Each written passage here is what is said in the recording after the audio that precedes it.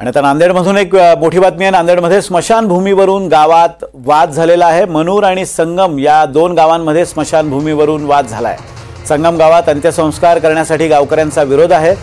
घटनास्थळावर पोलिसांचा मोठा फौज फाटा तैनात करण्यात आलेला आहे। मनूर आणि संगम या दोन गावांमध्ये स्मशानभूमीवरून वाद झालेला आहे। संगम गावातल्या स्मशानभूमीवर मनूरच्या गावकऱ्यांनी अंत्यसंस्कार करायचे नाहीत अशी भूमिका घेतल्यामुळे दोन्हीकडचे नागरिक संतप्त झाले आणि हा सगळा प्रकार घडला। पोलिसांनी वेळीच हस्तक्षेप करत पुढचा अनर्थ टळला असला तरी सुद्धा वातावरण तणावपूर्ण बनलेलं आहे। योगेश लाटकर आपले प्रतिनिधी या संदर्भात आपल्याला अधिक माहिती देत आहेत। योगेश, नेमकी भूमिका अशी आहे की एका गावकऱ्यांचा दुसऱ्या गावकऱ्यांना विरोध आहे अंत्यसंस्कारासाठी, पण अंत्यसंस्काराची व्यवस्था नसल्याबद्दल काय कारण सांगितली जात आहे? निश्चितपणे विनोद सर, संगम आणि मनूर ही दोन गावं आहेत, ही धर्माबाद तालुक्यामध्ये येतात। मनूर गावाला स्वतःची स्मशानभूमी नाही आणि म्हणून जिल्हा प्रशासनाने त्यांना संगम ह्या गावात जी गायरान जमीन आहे त्या ठिकाणी आपली स्मशानभूमीची व्यवस्था करण्यात येईल असं सांगितलं।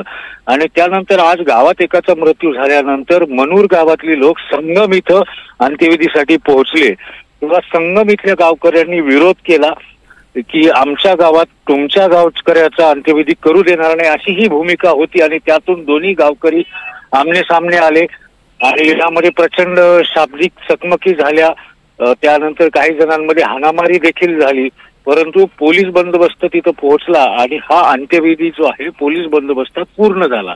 हा अंत्यविधी जरी पूर्ण झाला असला तरी यापुढे मनूर गावात इतर कोणी जर मृत्यू झाला तर त्यांच्यासाठी स्मशानभूमी उपलब्ध नाही।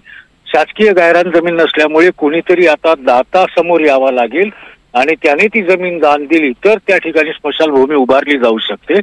आणि त्यातून हा जो आहे हा वाद आजचा जरी संपलेला असला तरी भविष्यात हा वाद होणारच आहे। विनोद सर, धन्यवाद योगेश दिलेल्या अपडेट्स बद्दल। आपण पाहतोय मनूर आणि संगम गावात स्मशानभूमीवरून वाद झाला आणि त्यावरून वातावरण तणावग्रस्त बनलं। पोलिसांनी वेळीच हस्तक्षेप केला, पोलिसांच्या बंदोबस्तात अंत्यसंस्कार पार पाडले। मात्र हा मुद्दा अजूनही संपलेला नाहीये, त्यामुळे या मुद्द्यावरून भविष्यात सुद्धा संघर्ष होण्याची शक्यता निर्माण झाली आहे।